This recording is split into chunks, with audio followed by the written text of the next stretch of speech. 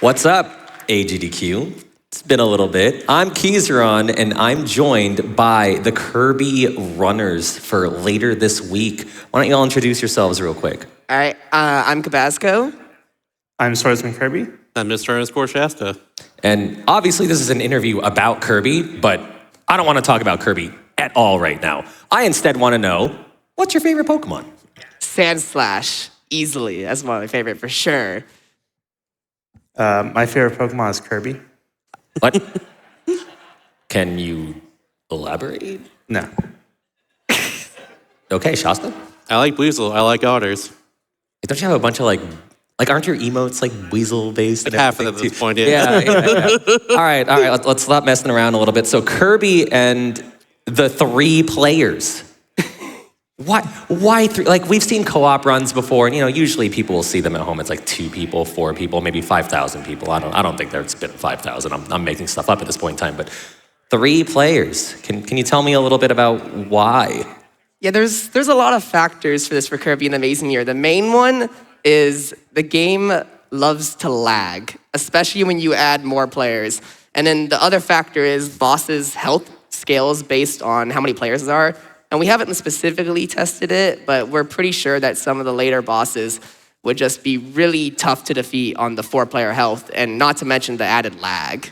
Is there any other reason I'm missing? There's also the fact that like another like a 2-player or 4-player, the co-op carriers for that, they kind of have to wait a little bit for some of the other players to finish, and the 3-player we kind of all finish around the same time if we do well enough. Yeah. All right. Yeah. So basically, Amazing Mirror is a very non-linear game. So with multiple players, you can kind of do stuff in parallel. And with a 4th player, we figured there's actually a little bit too much downtime. But the real reason why we had 3 players is because there's just the 3 of us at SGQ 2022. And that's why we're 3 players. All right, that sounds like a good origin story here. So like what got you 3 to even do this category? My bad. So, as SK was saying, we were at SGDQ 2022, and that was my first GDQ. And I said to Shasta, I was like, hey, bring your copy of Amazing Mirror. Let's see what the co-op is like.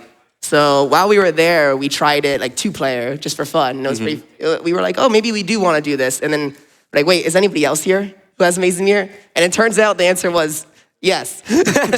So we just ended up learning the 3-player route and doing quite a few runs, and it ended up being super fun. We recorded our PB, and it's like, you know what, we should probably submit this. I think it'd be really fun. Mm-hmm. And now here you are actually showing up. There's so many runs that people don't realize at home that actually start in the practice rooms here at events that end up getting submitted and end up actually showing up. So it's always fun to see that even to this day, you get to see this run that happened because of, for lack of better words, a happy little accident. Yeah. Now, Kirby. Fan of Kirby. Yes. Coincidental? Maybe not. Who knows? You're doing more than just Kirby. Yes. I will be. Goof Troop. Yes, I'll be doing Goof Troop actually before Amazing Mirror. I'll be doing, I think it's about 24 hours from now. So that's going to be fun. Also, another co-op run. So I'm basically just doing co-op this GDQ. Do you do anything that isn't cooperative? I was trying to count it out. This is going to be my 4th and 5th co-op run at GDQ. So. And I can't remember specifically if BB Forky was also part of it, but haven't you done Goof Troop in the past? Yeah, so SGQ 2018, we did Goof Troop co-op. We're doing it again this time. Is there anything different about the route this time, or is this just kind of a blast from the past? A little bit. There's some new stuff, but this time we're offering a donation incentive. I don't know if it's available yet, but basically we're going to be playing, or at least the donation incentive is going to be for the Japanese version, which is a little bit harder than the US version. I want the Japanese version. I want to see some difficulty here. I mean, Me too. we have a master of Goof Troop here. We got to get you a little nervous. So with Kirby, what I know there's some swag boss strats that you want to kind of save for the run itself. So you all at home, you better check the schedule. You better be ready for this run. but what can you share that's, I don't know, something cool or something unexpected that we're going to see throughout the run? I wouldn't say unexpected, but just cool in general is just how, for most of the run, how active all three players are going to be in different parts of the game. Just like how much went into the routing, and like as we were alluding to earlier, how we all kind of finish at the exact same time, so we're ready for the final boss. Yeah, just in general as well too, with the fact that we're just all playing the same game at the same time essentially. So like, because of that, there's lag we gotta deal with, and there's certain strats we can't do if we play in like solo compared to 2 or 3 players in this case. So sometimes we're doing different things to make sure we're compensating for lag, just so we can get the run discontinuing at that point. It's tricky, but it's cool. Yeah, Amazing Mirror has a lot of luck, especially on the final boss sequence. Oh yeah, There might be some potential for many UFOs all going on the boss at the same time. Normally it's just one UFO going to like the final boss, but sometimes we can get more than one if we're lucky. It's happened before. I think in our PB, I want to say. I think we have 2. It's a big if though. Yep. It's like the moment you said there's a lot of luck, I'm like, man, my route has all the luck-based bosses. I'm not looking forward to that. All right. It's okay. You can, if the run goes bad, then you have an out. Yeah, If it goes great, then you can take all the credit. exactly. Like these are just your accomplices at this point. Now, we were talking about this before we started the interview. You were mentioning a wiki. Oh yeah, KirbySpeedrun.com, if I recall, is just the address for it. It's a wiki that the community's been setting up for the last little bit. We're still constantly adding to it. I don't think everything's currently there. I know for sure the 1-player route for Amazing Mirror is on that wiki. Not sure about 2 or 3-player, maybe even 4-player yet, but we're still working on it right now. It's very much work in progress, but we launched it a few months ago. I can't take credit for it. It was a lot of the rest of the community that definitely worked a lot harder on it for sure. I think in particular, shout out to Grample and Nippo from the community. I think they're 2 like heads of the whole project, I want to say. But Wiki's in general a very nice resource to have for any sort of speedrun. Better than going to a Discord server and just kind of asking questions there all the time. Better to just point to a web page that people can easily search. So I think more communities in general need a wiki like this if they can afford to make it. Yeah, trying to find some random discussion that 2 people had on Discord 2 years ago. You mean you don't like using the search function and just like looking up one trick and taking forever to find it? I do love me some wikis. You know what else I like? I'm not gonna try to steal the thunder from the prize team too bad, but quick behind the scenes, we see a bunch of prizes listed right here, and I saw bath bombs. I mean, it's closed now, but if any of you could have any of these prizes that are listed here, like what would you want? I mean, I want the bath bomb collection. People at home can't see this, so I'm sorry, but I would take the Impact of a Lot of hardcover. That seems like an interesting the book seems super duper interesting. Probably the Calamity again for me, because I like Breath of the Wild and Tears of the Kingdom. Like it's pretty incredible to think of, because we were talking about this too before the interview started. Like the backdrop, there's so much awesome art. There's so many amazing prizes there and everything. Like it's not listed there, but I think there's like a tapestry as well for Legend of Zelda. I'd say probably that instead. That one's really cool. Like I just love how much everything has upgraded in terms of like we have so many awesome things that happen both in terms of production, in terms of the event itself. Like I mean Shasta and like SSK, like we've been here how long now? Like how many events? AGQ 2015 was my first one. It's been a decade, an actual decade, and so much has changed, and it's been a lot of fun. But I'm not gonna keep you all too much longer here. Thank you very much for sitting here and chatting with me. I'm gonna let you all stretch your legs, get some breakfast, lunch. I don't even know what time it is anymore.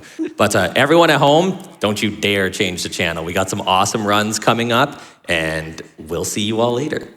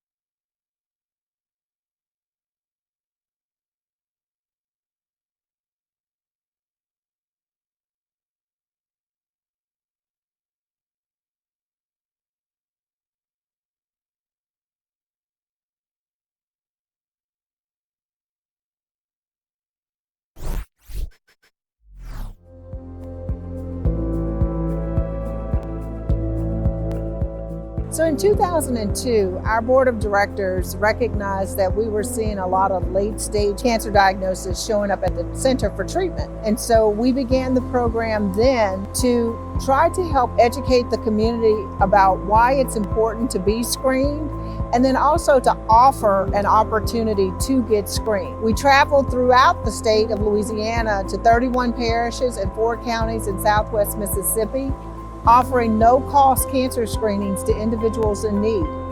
Our goal is to try to reach those that are most in need. When our program started, about 25% of the adult population in Louisiana was uninsured, meaning they lacked access to care.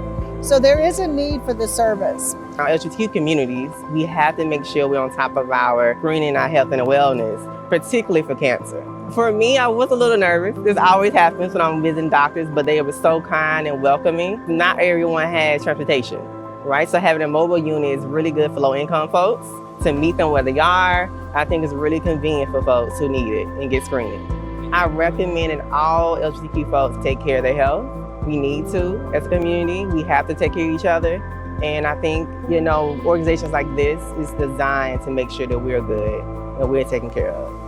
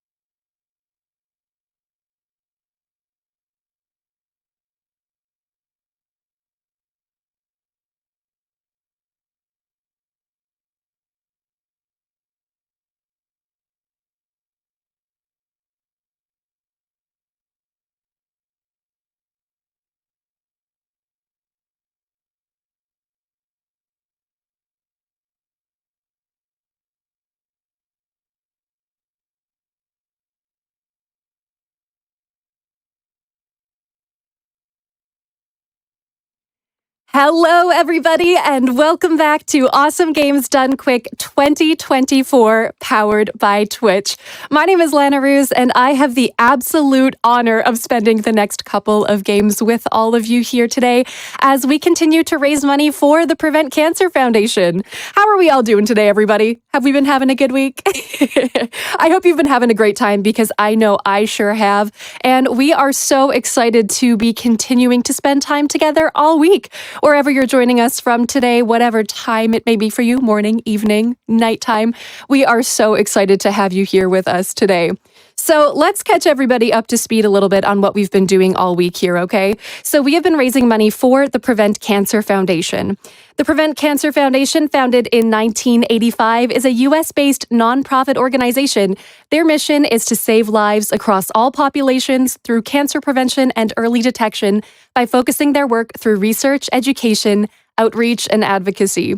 Their vision is to stop cancer before it starts. If you'd like to learn more information, you can go check out preventcancer.org and learn a little bit more about the charity. So as mentioned, all of you have been sending in some absolutely incredible donations over the course of this week so far. So let's check in on one of those, shall we? We had a $50 donation from the_LO Zelda, who says, I donate to AGDQ every year for the Prevent Cancer Foundation to celebrate my remission anniversary. I just hit 7 years this fall. Super grateful to Games Done Quick for supporting this wonderful organization. Good luck and thank you to all of the runners and crew. Well, congratulations to you as well, and thank you so much for that wonderful donation. We appreciate it so very much. Not only are all of these donations going to such an incredible cause, we have some awesome incentives open, which means more marathon.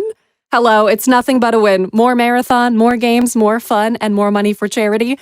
Right now, we have a big incentive that is open for Octopath Traveler 2, which is taking place later today. If you liked the first Octopath, you're absolutely going to love this one. It's a promise, okay? What we have for $25,000 is a blindfolded Galdera boss fight. Doesn't that sound exciting? Do we want to make it a little bit more challenging for our runners today? I vote yes, okay? If we want to see that happen, we need, as mentioned, $25,000, and we are currently at $3,803. As you may know, I am a host that absolutely hates doing math, but I'll try. That's somewhere around $21,000 left to get that one, but I believe in all of us. You have been crushing incentives today, folks, and it is just incredible to see. So thank you so much for getting all of those donations in. It is going to a wonderful cause, and we are getting some incredible incentives with all of those as well.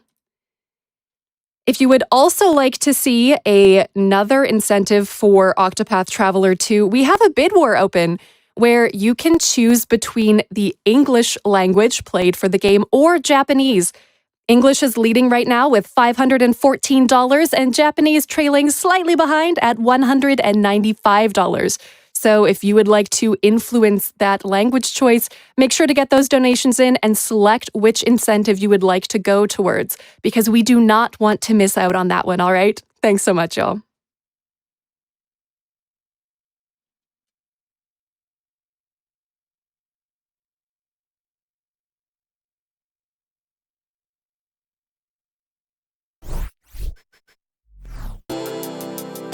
Ready? Go!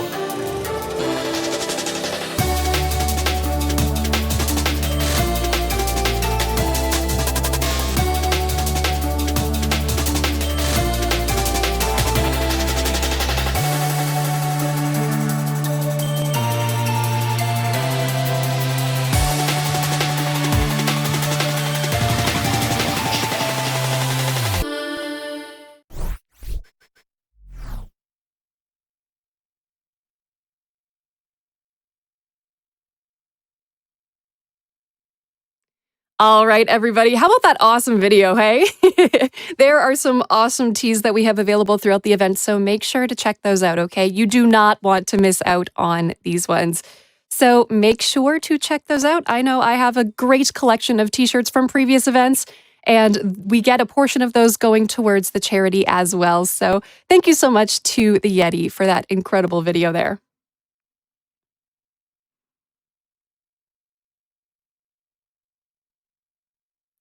All right, exciting news, everybody. Our next run is ready. So next up, we have a Here Comes Nico Any% run from Naomi Plays. So let's pass it over and see what that's all about.